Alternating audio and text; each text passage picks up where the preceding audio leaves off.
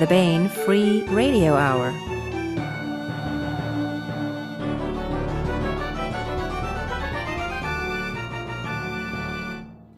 On the podcast, a world under siege, missiles baked in bread, and lethal finger guns. The Cobra War Trilogy has arrived. Plus, we continue with our complete audiobook serialization of David Drake's The Sea Without a Shore. All right now.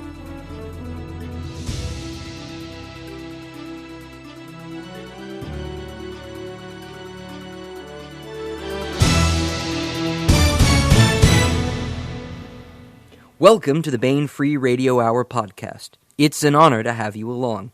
I'm Baen editorial assistant Christopher Rocchio, filling in for Tony Daniel, who was last seen fending off a Martian raiding party in the parking lot. I hope he's all right.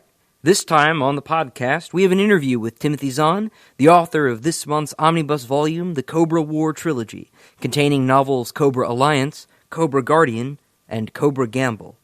These are the 4th, 5th, and 6th volumes in the Cobra series and tell of an interstellar war between the cybernetically enhanced Cobra soldiers and the alien Trofts. We also continue with our complete audiobook serialization of David Drake's The Sea Without a Shore. Now here's the news.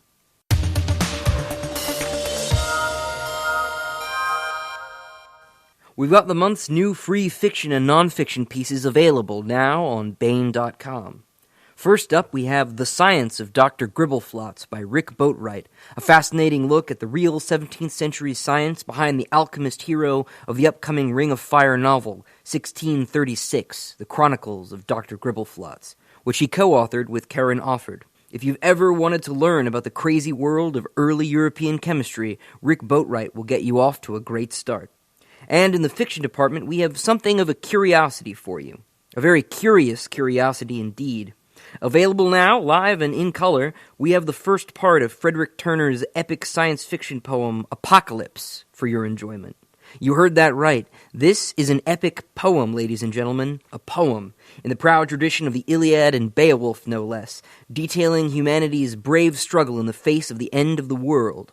Each week, for the next 10 weeks, we'll be releasing another portion of Mr. Turner's masterpiece on the Baen main page, so be on the lookout for that. Once the whole poem's released on the website, the complete work will be available at the ebook shop for one low price starting this October. The Science of Dr. Gribbleflots by Rick Boatwright and Frederick Turner's Apocalypse, Part 1, are available free right now on Baen.com. Now for our interview with New York Times #1 best-selling author Timothy Zahn.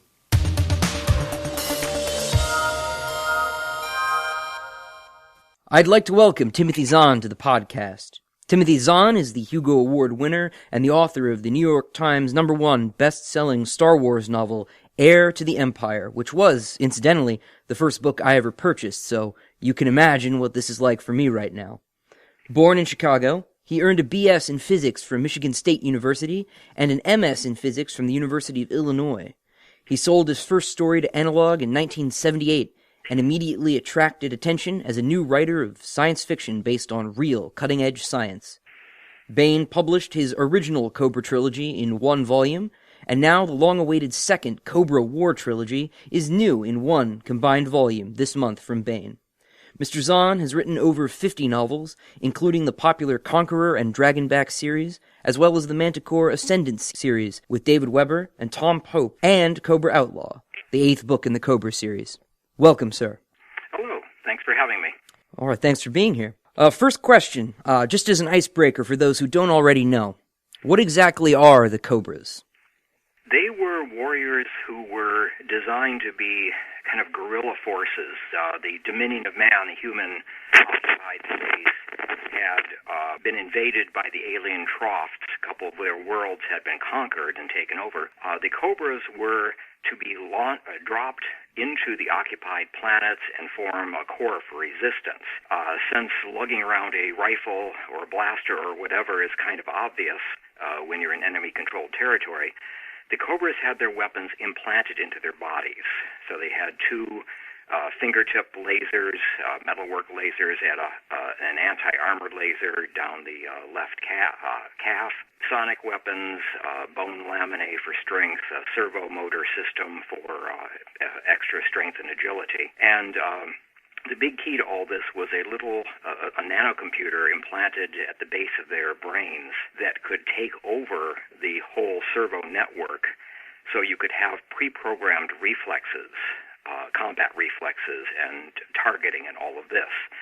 So they won the battle. This is shown in the first Cobra novel and the follow-ups. By the time we get to Cobra War, we're about 100 years past that. It's been about 3 generations.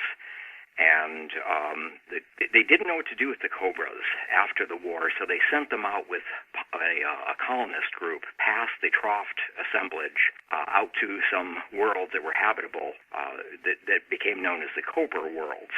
And they've been living out there unconnected from the Dominion for about 100 years. And when Cobra War begins, a group of Trofts have decided to attack the Cobra worlds and the also human but not associated world of Kasama. And that should probably give you a good lead-in into things. Yeah, very much so. And before we do actually get too far into things, a confession on my part. I haven't gotten around to reading the original Cobra trilogy just yet. I thought I'd jump right in since this book was coming out this month and see what I could see. Now, is that something you'd recommend or say is even possible for readers who just want to jump right in? Well, did you get lost? Not especially. I guess you have me there. Yeah, no, I think that's actually a good idea that you did it that way so that we could see how that works. I mean, obviously, I know it all, so I don't know whether or not that would be a problem for a new reader.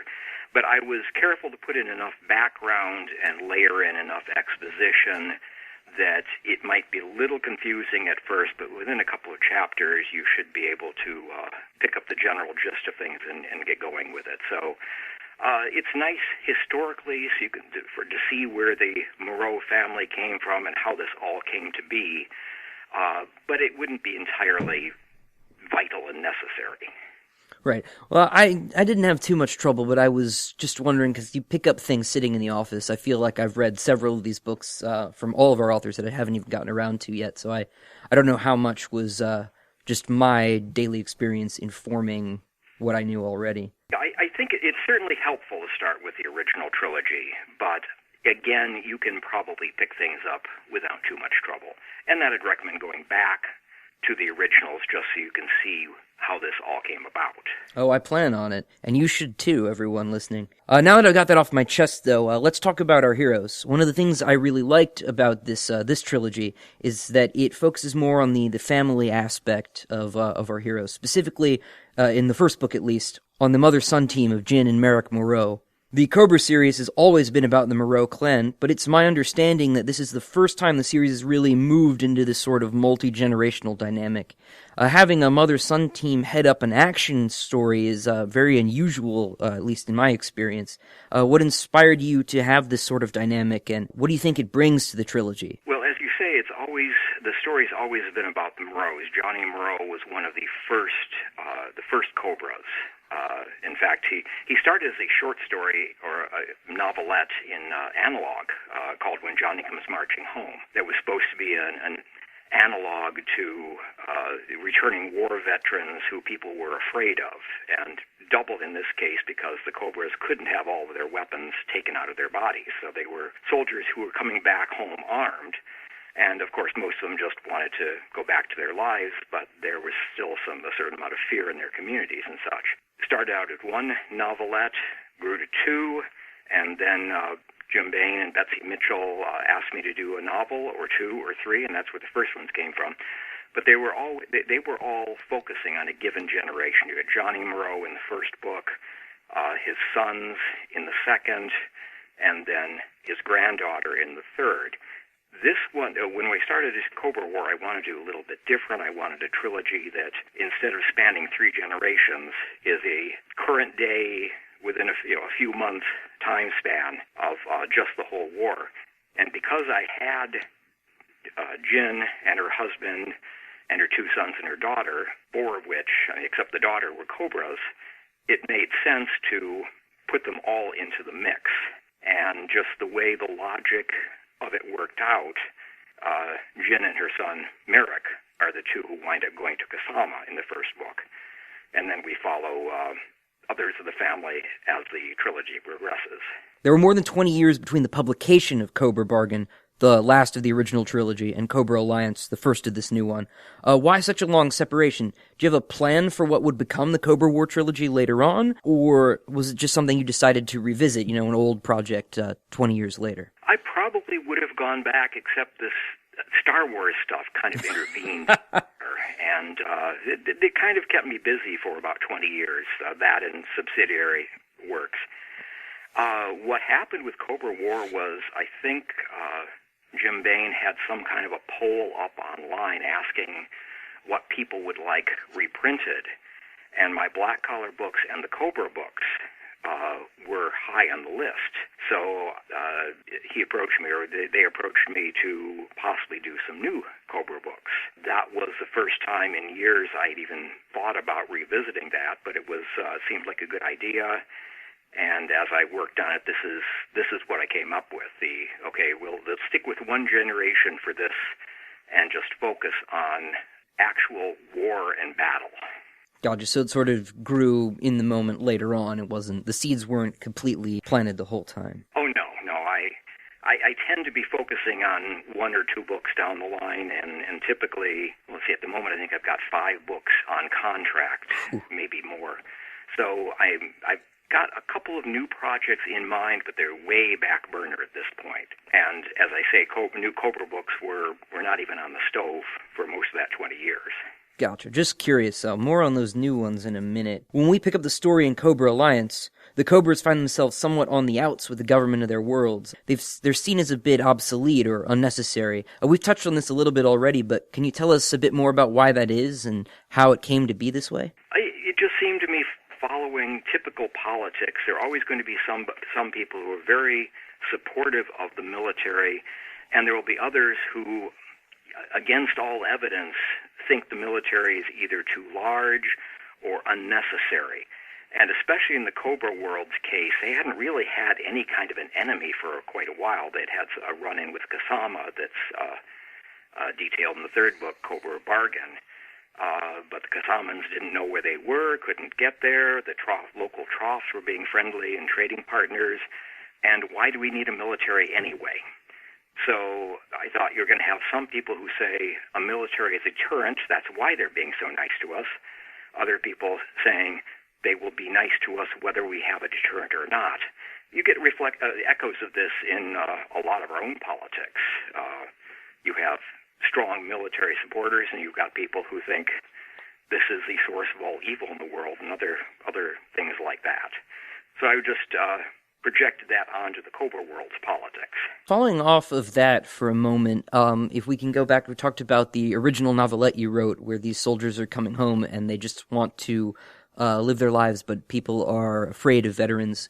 If we want to get metatextual for a bit, are you saying something about America of today, or is it just science fiction being science fiction? It was, at the time, it was post-Vietnam, and there'd been all sorts of hype about returning veterans going berserk and such, which you may have had a couple, but the vast majority really just wanted to come home and forget about the war. Absolutely. So that was the impetus of it all, the hype against Vietnam veterans coming home. Now, of course, I mean, we've got the same sort of situation. We've got warriors coming home from very bad situations, and I think people are more supportive this time around. But there is an element of why were we there in the first place? These guys were doing bad things, et cetera, often with no evidence to that, but they say it anyway. So it's going to be it's a dilemma probably that has been with us as long as there's been war. It just hasn't been focused on as much over until the last century. So I mean, it's not deliberately I am going to do a book about returning veterans. It's the primary purpose of all of these is to entertain. Absolutely. And if there's something useful and philosophical or something that makes you think in there, that's a bonus. That was about what I thought you'd say. It comes about just because I am who I am. I have my own thoughts and points of view, and that just kind of comes out in the writing. Right, more of an emergent phenomenon, not a mission statement. Yeah, I think it was Warner who said, if you want to send a message, call Western Union. Can't argue with that. Although, between the Cobra series and Black Color, you do seem to have an interest in the idea of the super soldier. Would you say that's a fair assessment? What about super soldiers do you think is so appealing, either to yourself as a writer or to your audience? The super soldier is definitely something I've latched onto, mainly because I have no idea how to deal with regiment-sized military forces. So it's much simpler for me to focus on small groups of elite types rather than the whole armor, hammers, slammers, armor, arm or whatever, or battalions or regiments or anything of that size. So it's just it's easier for me to manage, and I think I get to be closer to the characters that way and be able to bring them out a bit more than if they're just part of a big organization. That makes sense, sort of a write what you know sort of thing, and everyone knows people. Okay. Yes, exactly. That makes a lot of sense. If we can shift gears, if you don't mind, to talk about Kasama for a minute. We go back there at the beginning of this trilogy, having been there at the end of the original Cobra trilogy. Right. And the people of Kasama have this very peculiar culture. It turned out to be one of my favorite things about the series. Can you tell us a bit about Kasama and what makes it such a unique and standout place in the Cobra universe? They were basically a lost colony, a colony ship that had a malfunction, went off, wound up someplace that wasn't intended to, probably hundreds of years ago from the dominion of man. And they were alone, isolated. There's a hint of Iranian or Middle Eastern in their names and some of their politics and such. Nothing directly, but just kind of hints of that culture and era. And they have never been all that, because they've been isolated and they don't really know where they are, they've always been a little bit nervous, paranoid, whatever, so they've always been cautious. In Cobra Bargain, we find them under what they think is considered an attack by the Cobra worlds, and also by the Troughs, a plot against them by both of them. So by the time we get to Cobra War, they have ramped up that paranoia into, we are going to be as prepared for anything that comes by as we possibly can. That paranoia is actually that. It sounds strange to say that their paranoia was my favorite thing about them, but it manifests in a lot of frankly entertaining ways. The best example of this is that they always seem to have an escape route. There's some sort of contingency plan, no matter what situation on Kasama, especially that they're in. They have, whether it's a backdoor escape from the hospital, to go into mild spoilers, or these networks of tunnels they have underlying their cities. It seems like every time they're in a tight spot, they fall back on these plans, almost like they've been setting up this chess game with whoever their opponents are going to be. Can you talk a bit more about why you chose this sort of hyper planning aspect to their culture? Well, again, it's the whole consequence of we were alone for so long, and then suddenly we were plotted against by two separate peoples. The consequence, when you start with being nervous and slightly paranoid, is to go all out. And part of the fun of this was to have Jin and her son Merrick going from a culture which is largely, we don't need a military, nothing is going to bother us, to this culture of everything is likely to bother us and we're going to be prepared. Showing just the contrast between the casualness of the Cobra worlds have gotten into, and they are not ready for the Trough invasion, whereas the Kasamans don't have nearly the technology, etc., that the Cobra worlds do, but they are ready for everything. They are loaded for bear. It almost got to the point where they seemed exasperated. Like, really, you guys had a plan? Again? Speaking of, the other big players in this series, of course, are these aliens, the Troughs, who have tangled with humankind in the past. Now it seems they're back for blood. Can you tell us about the Troughs and why they're back, what changed to set up the Cobra War? Well, the interesting thing about the Troughs you learn in the original Cobra novel is this huge empire of probably 120, 130 worlds is not an empire. It is composed of 2 and 3 planetary system domains. that are jockeying for position. The thing is extremely fragmented, and the only way you get any of them to work together is by presenting a threat that threatens more than one domain. So what we have with Cobra War is something has happened that has caused 2 or 3 or 4 of these local domains to come together and attack the Cobra worlds.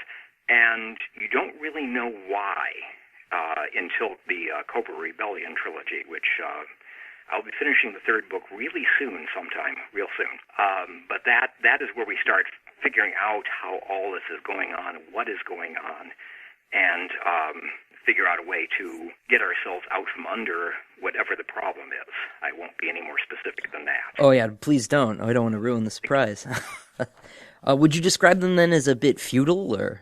Feudal, yeah, Machiavellian, each one looking for advantage over the others. Yeah, it is the opposite of being organized. So we have a third group. We've got an organized Cobra world that is casual about anything happening because nothing ever has for years. We have the Kasamans who are very organized and ready for anything. And we have the Troughs that are completely disorganized, but they've got some very powerful ships and weaponry. So it makes for an interesting mix when I go into tactics and strategy and how you deal with each of these. Right, it's a pretty unbalanced set, and that makes for it makes everything really entertaining. That was it wasn't like 2 matched opponents going after each other. Yeah, it's fun to give your antagonists different abilities, because their tactics will go one direction, your tactics will go a different direction, and writing those and writing how you deal with each other is part of the fun of doing this kind of military SF. Absolutely. I hadn't considered the mismatching before as an asset, but it really is. Mm-hmm. All right, can you tell us anything about what you're working on now? Any new projects? Well, we are working on finishing up the 3rd Manticore Ascendant book, David Weber, Tom Pope, and me. That one is called A Call to Vengeance. We are, the first draft has been done. Tom is doing a markup of the manuscript, and then it'll go to David, who will do more markup, and then I'll incorporate all of that in. We have another contract for 3 more Manticore Ascendants, so those will be coming in down the line. That's exciting. I have a new series starting at Tor next year with called Sibyl's War, Sibyl', about a young girl who's snatched from Earth and taken aboard an alien ship. A huge thing that humans and various other aliens have been brought in to repair. And, of course, things are not what they seem and all of that. You know the drill on that. Oh, yeah. So that never is. That starts next year. Coming in November is my StarCraft novel, StarCraft Evolution. No. On the game StarCraft. Yeah. And then, of course, in April, as we all learned this week, well, I knew it already, but most everybody learned it this weekend, a Star Wars book called Thrawn.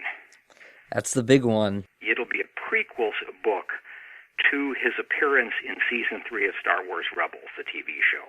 So set sort of around the Clone Wars, or even earlier, or can you even say? I don't want to get you in trouble. Rebels is set, it's leading up to A New Hope, the first Star Wars movie. Right.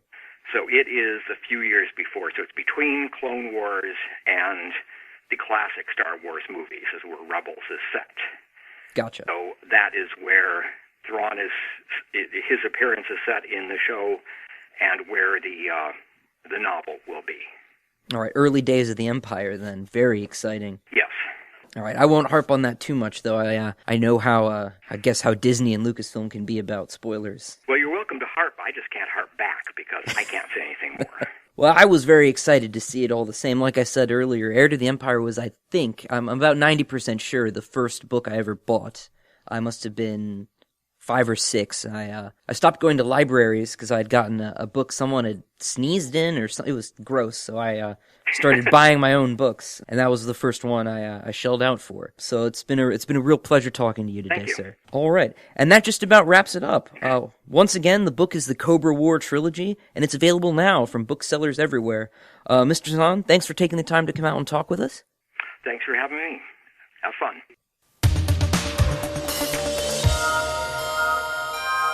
Now we continue our complete audiobook serialization of David Drake's The Sea Without a Shore.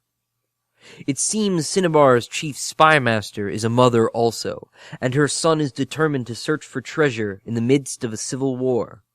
Who better to hold the boy's hand and to take the blows directed at him than Captain Daniel Leary, the Republic of Cinnabar Navy's troubleshooter, and his friend the cyber spy Adele Mundy. The only thing certain in the struggle for control of the mining planet Corsaira is that the rival parties are more dangerous to their own allies than to their opponents. Daniel and Adele face kidnappers, pirates, and a death squad even before they can get to their real business of ending the war on Corsaira and bringing their charge home, maybe even along with ancient alien treasure. Now here is another entry in David Drake's The Sea Without a Shore. Xenos on Cinnabar. Adele was in her library on the top floor of Chatsworth Minor when she heard Tovera say from the hallway, "I'm sure the mistress will be glad to see you, Captain Leary." Adele couldn't have heard the words if the door hadn't been open, which meant that, before speaking, Tovera had opened it without Adele's notice. Sometimes Adele was bothered by the degree to which she was oblivious of her surroundings when she was working, but she wouldn't accomplish nearly as much if she didn't concentrate. And it wasn't as though she had a choice. She was who she was. Adele didn't shut down her data unit, but she shrank its display so that when Daniel came to the doorway, he wasn't looking at her through a mist of coherent light. It was mid-morning, not early, but much earlier than Adele had expected to see her housemate. He was on the west coast so far as she knew. He hadn't returned to the townhouse last night. "I have some business I'd like to discuss with you," Daniel said. "But if this isn't a good time, we can—" Adele set down her control wands. She hadn't missed Daniel during the 3 weeks he had been in Bantry, but she felt a rush of unexpected pleasure at seeing him again. "I'm going over old logbooks," she said. She was compiling logs of voyages to the Ribbon Stars, the cluster in which Pantelleria and Corsaira lay. "Nothing that can't wait."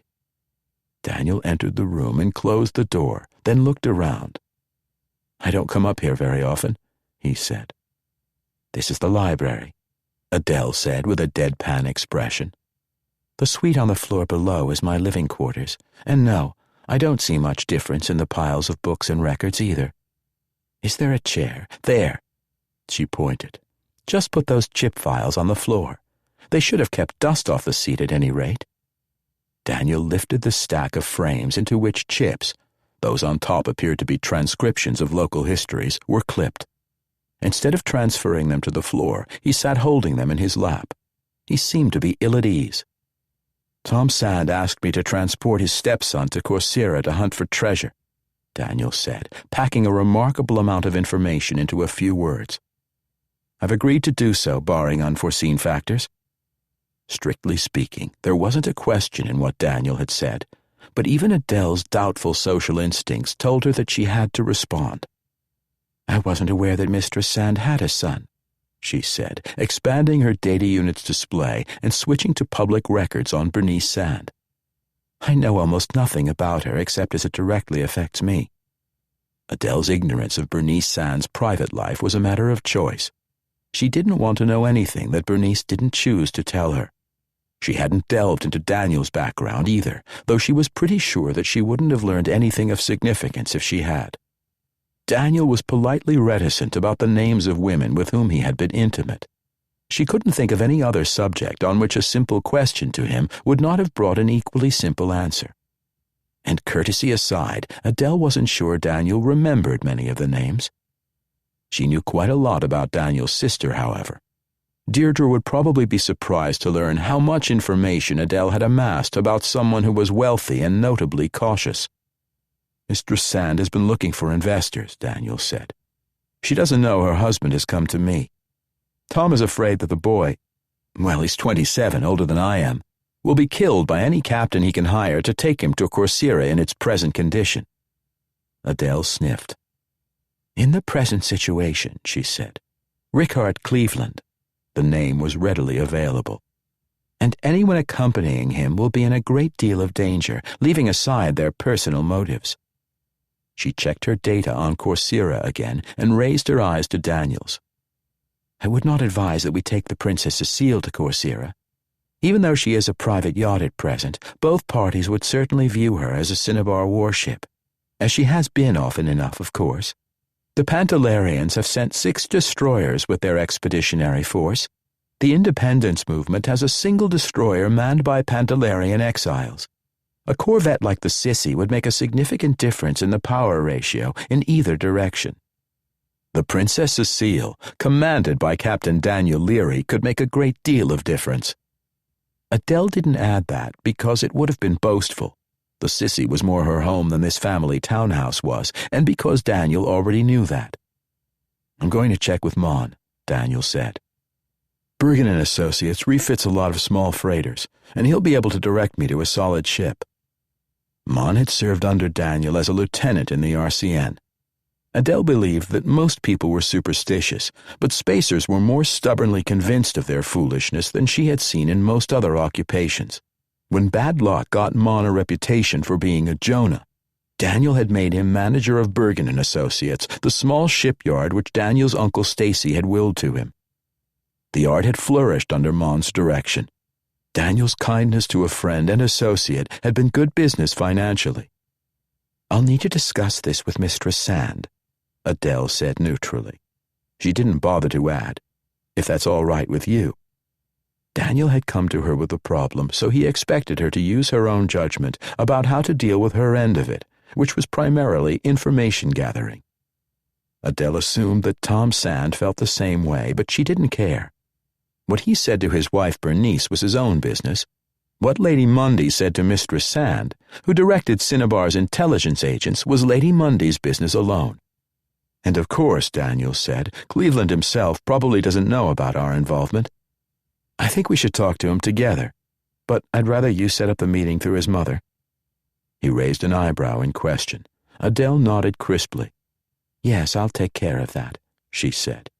She didn't foresee a problem with Mistress Sand, but intra-family matters rarely proceeded by logic. She would deal with a situation as it arose, as she did with every other situation. Daniel grimaced again. Adele realized that he was concerned to be involved with her life outside the RCN. This situation would not have arisen had she not been associated with Mistress Sand.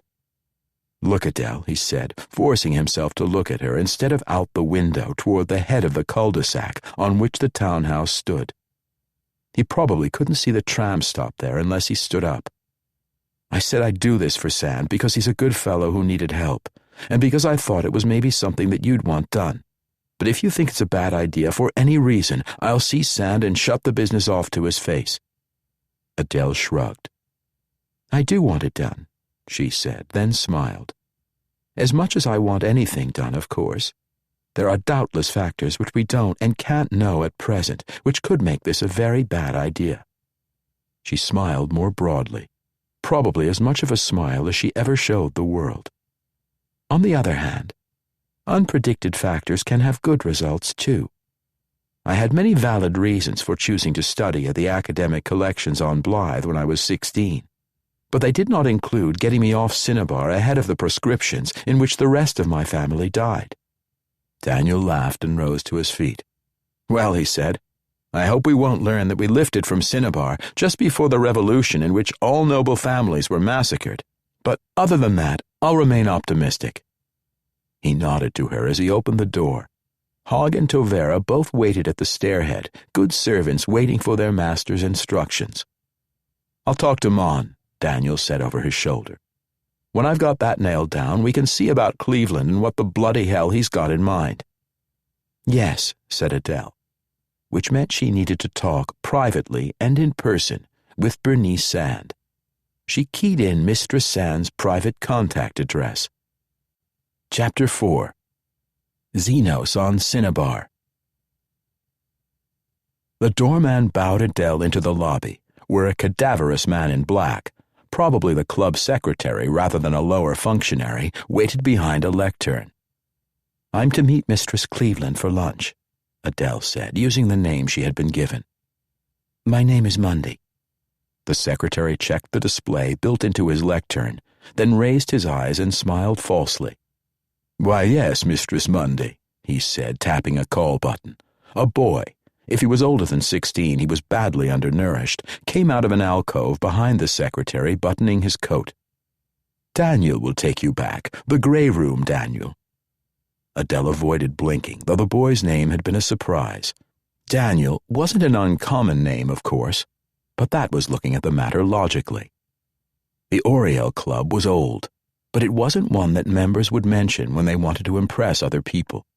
It had been founded by residents of Oriel County to have a place to eat and sleep when they had business in the capital. The kitchen was said to be very good on mutton dishes, which made sense, as sheep were the first thing one thought of in the rare instances when someone mentioned Oriel County. The boy swaggered ahead of her, past a reading room with leather-covered chairs, then through the grill room to the left hand of the pair of private rooms in back. The three diners in the grill room were decently but not stylishly dressed. They glanced up from their meals, mutton curry in all cases, but Adele was no more interesting to look at than they were. "The grey room," the boy said, pulling the door open without announcing them to the occupant of the room. He was what you would expect from junior staff in a club whose secretary had to check his files to determine whether a guest was expected. Bernice Zahn sat across the table facing the door, a decanter of amber liquid, whiskey, unless she had changed her habits since Adele last saw her, and 2 glasses were already on the table. "Thank you, Daniel," said Mistress Sand. "We're not to be disturbed unless we call you." The boy closed the door. Sand smiled grimly and said, "Lock it if you would, Mundy. Despite my clear direction, it's quite possible that someone will bustle in with a carafe of water or a tablecloth." Adele snicked the lock and sat down. "I suppose shooting the first few intruders would be overreaction," she said. "This was my first husband's club," said Mistress Sand. She didn't react to the joke. "I kept the membership after his death. There are times I like to be thought of as Mistress Cleveland, who owns land in Oriel County. Mistress Cleveland and her guests don't attract attention." Sand was below middle height and solid. It would be accurate, though uncharitable, to describe her build as cylindrical. Her complexion had been ruddy when she introduced herself to Adele 5 years before. Now her skin had a gray undertone, and her cheeks sagged. "I appreciate that," said Adele, "though I wanted to talk with you in a private capacity. My friend Captain Leary plans to visit Corsaira, and I expect to accompany him." Sand had begun to pour whiskey into Adele's glass unasked. The decanter ticked the rim of the glass hard, but neither broke. She set the decanter down, stared across the table at Adele, and drained the last ounce from her own glass. "I don't know how you heard about this, Mundy," she said in a rasping voice, "but I'm glad you did. I usually don't know how you learn things, of course." Not for the first time, Adele realized that people often gave her too much credit. Surely it wasn't unusual for a husband worried about his wife's problems to contact her associates in hope of finding a solution. Aloud, Adele said, "Explain the situation from your viewpoint, if you would."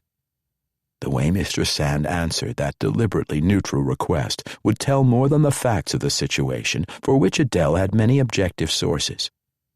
"My son Rickard returned from Corsaira 2 weeks ago," Sand said, showing that she was here a mother rather than a Cinnabar patriot or an intelligence director. "I hadn't heard from him or of him for almost 3 years. Well, it was reasonable to assume that he was dead." She had already refilled her glass. She drank half of the contents. Adele's fingers were busy with her control wands, but she had no desire to try the splash of whiskey in her own glass anyway. Given the resources Mistress Sand controlled, Rickard's total disappearance did indeed imply that the boy was dead. The deaths of Adele's own family were to her a series of events sealed in a block of crystal. She had no feelings about them, just generalized despair and anger. Adele recognized that other people had different reactions, and perhaps mothers generally differed. Certainly she felt no empathy with any other aspect of motherhood. Ricard explained that he was now a follower of a religion formed on Corsaira, the Transformationists, Zahn said. You can call it a cult if you like. She grimaced. Nothing Adele had observed of Mistress Sand suggested that the older woman had any religious belief. It must have been painful to learn that her son had embraced religion, and particularly that he joined some foreign cult. I don't have an opinion on religious matters, Adele said. It was a mild rebuke to anyone who knew her as well as Mistress Sand did. In any case, the boy has returned unharmed. Given the way human beings behaved, Adele suspected that Ricard may have become a transformationist for no other reason than that it would horrify his mother.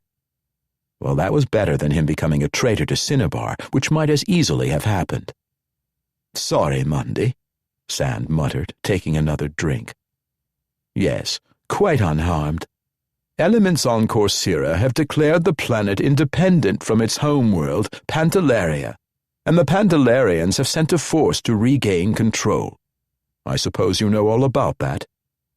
I have the basics, Adele said. I'll be learning more, and if you have data that I might not find elsewhere. That was extremely unlikely, but it was polite as well as potentially a means of saving time. I'd appreciate seeing it. Yes, of course, said Mistress Sand. I'll have everything sent to you as soon as I leave. She reached for the decanter. The Transformationists aren't pacifistic, she said. They're mostly foreigners like Ricard, though he says there are both Corsairans and Pantelerians in the, well, faith. They're supporting the independence movement, but they're concerned that whoever wins may decide that Transformationists would make a good scapegoat. They're arming so that they don't look like an easy target. Transformationism sounds like an admirably pragmatic faith, Adele said, whatever its philosophical tenets. Which is some consolation to a mother, Zahn said with a brief smile, though not a great one. She set her glass down and said, Ricard has located what he insists is a treasure buried by the first settlers of Corsaira. I didn't go into the details, but he's not a stupid young man, and he has some experience with subsurface mapping. He held a position with an engineering firm here in Xenos. Sand grimaced again. Adele raised her own glass for the first time and sipped what was indeed whiskey. She didn't doubt that it was a good variety, though that was a taste she had never cultivated. She said deliberately, I wouldn't thank a friend who told me that I was drinking too much. Mistress Sand's hand paused halfway to the decanter.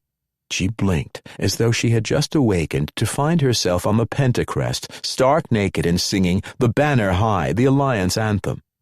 She pushed the decanter to the side of the table and said, Monday, I have occasionally been concerned that I would be told that you had shot yourself. I don't believe that anyone will ever suggest that you're drinking too much. I'll keep that in mind, said Adele, setting her glass down again. Look, said Mistress Sand, sitting straighter than she had since Adele entered the room. I wouldn't have ordered you, well, with you, I mean, asked, to get involved. But your involvement is the best news I've had since my son came home. She smiled wryly and added, since he explained why he'd come home, that is. I can give you as much official support as you want, and for Captain Leary as well. If he'd care to take the Princess Cecile to the Ribbon Stars under RCN auspices, I can arrange that. I will pass on your offer to Captain Leary, Adele said. She felt no need to inform Mistress Sand of what Daniel was thinking. Does the Republic have a position on the Corsaira situation? Neither we nor the Alliance cares what happens to Corsaira, Sand said. Oh, there are functionaries on both sides, some of them wearing uniforms, who feel very strongly one way or another. But the position of the Senate and of Guarantor Pora, as best I can determine, is that all the parties involved on Corsair can go to hell in their own way, and the more quickly the better." Zahn sighed, touched her glass, and pushed it firmly aside as she had the decanter. "Despite that," she said, "there's a very real possibility that we'll shortly be at war over some silly business involving Corsair, even though nobody wants it. No sane person wants that." Adele pursed her lips, looking for the correct phrasing. People in general did not use words as precisely as she did, and she needed to be understood this time. "If I go to Corsair as a private citizen," she said, meeting the older woman's eyes, "as I expect at the moment I will do, I cannot guarantee that the actions I take will be to the benefit of the Republic." Mistress Sand laughed. "Monday," she said. "I can't guarantee that the sun will rise in the east tomorrow, but I would bet on it with almost as much certainty as I would bet that whatever you do will be in Cinnabar's best interests." She paused. She was fully herself again. Bernice Sand, whose mind controlled an intelligence apparatus which was more valuable to the safety of the Republic than any battleship in the RCN. "I can justify all the help my organization provides you, Monday," she said forcefully. "But in my own mind, I am very clear that you are going to Corsair as a favor to a colleague." Adele rose. "I'll get back to preparations then," she said. "Captain Leary and I will need to talk to your son, probably this afternoon." "Yes, of course," Zahn said, rising also. "I'll tell him to expect your call." "And I'm not doing this for a colleague," Adele thought as she opened the door to the grill room. "I'm doing it for a friend." Bergen and Associates Shipyard, Cinnabar. Mon had an office on the top of what was now the administration building. It had been Hangar 1 when Daniel first visited the yard as a boy, but Daniel had asked to amble along the waterside with his manager while they talked. As expected, Mon was delighted to give his co-owner. Daniel had given Mon a 10% share out of the 50% Daniel had inherited, a tour to show how well the yard was doing. The associates of the yard's name was Uncle Stacy's financial backer, Corder Leary, who had married Stacy's sister and sired Deirdre and Daniel on her. Corder had little or nothing to do with his wife while Daniel was growing up, but he had made financial provision for his brother-in-law on Stacy's retirement from the RCN at the rank of commander. Deirdre handled all business between the yard and its silent partner.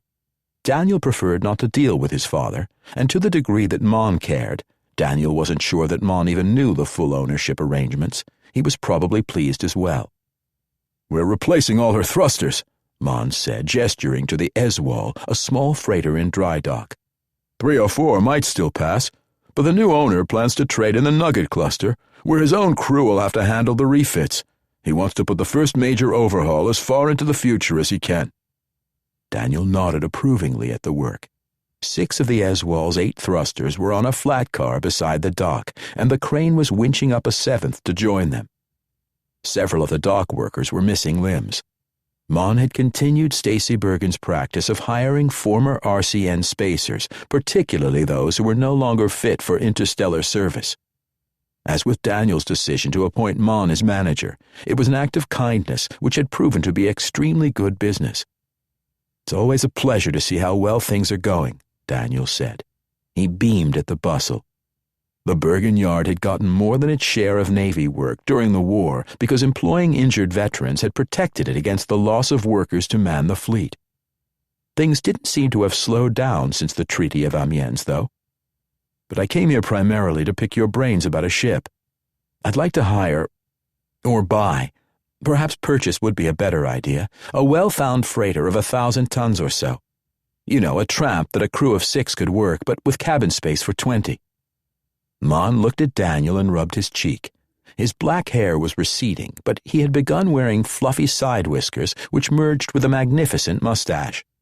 Mon was much plumper than he had been as a lieutenant, but he looked truly happy, which had never been the case when he wore an RCN uniform.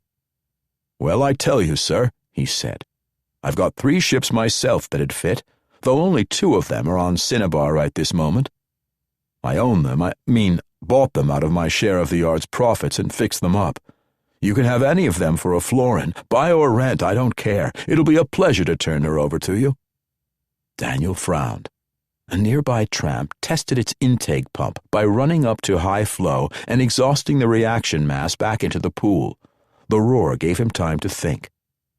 "I appreciate the offer, Mon," Daniel said as the flow whirled down to a trickle.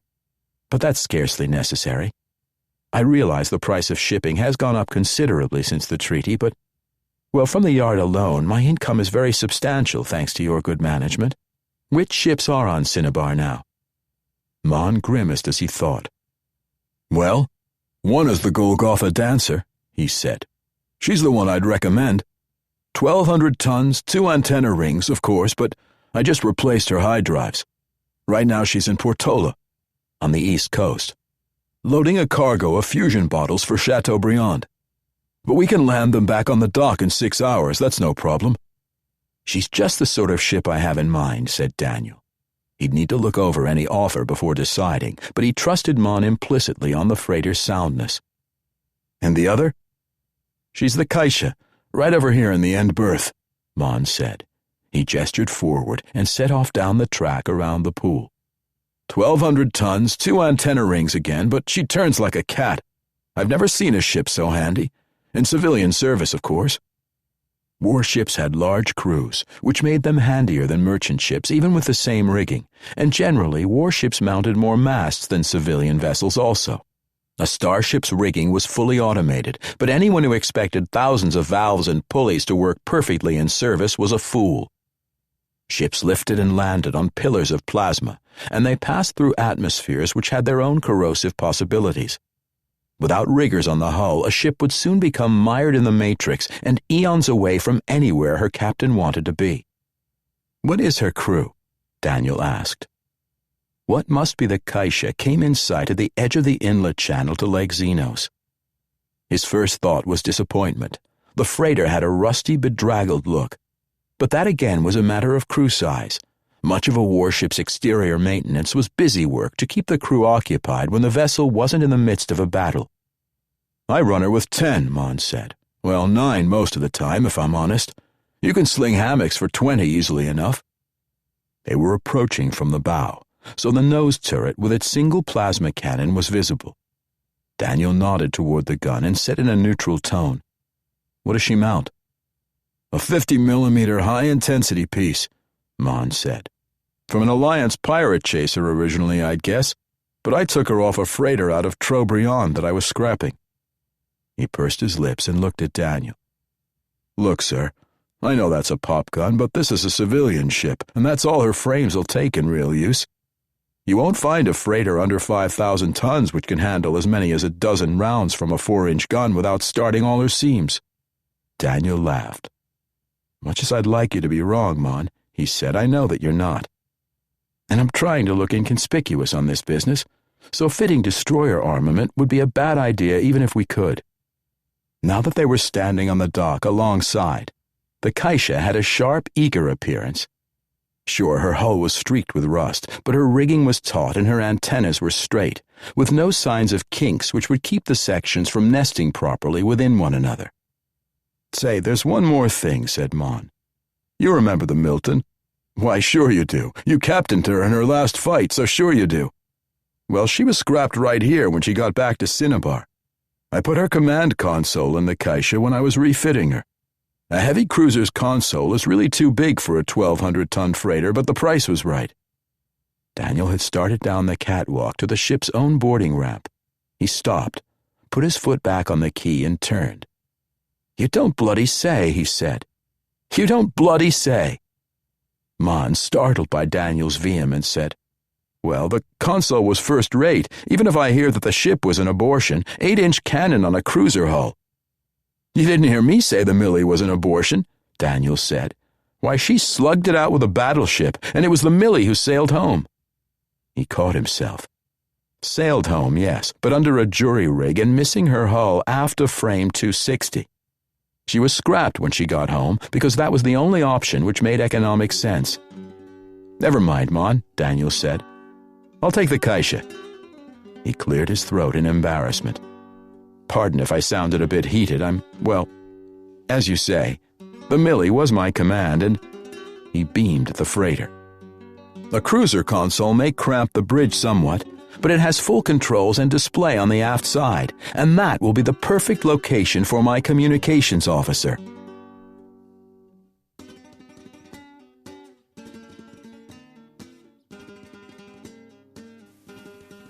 That was another segment in our complete audiobook serialization of The Sea Without a Shore by David Drake. And that's it for the podcast. Thanks to Audible.com and to podcast theme composer Ruth Judkowitz, and a Starfleet full of cybernetically advanced super soldiers striking a blow for justice and good reading at the command of a genius admiral's worth of thanks and praise to Timothy Zahn, author of the Cobra War Trilogy. Please join us next time here at the hammering heart of science fiction and fantasy, and keep reaching for the stars.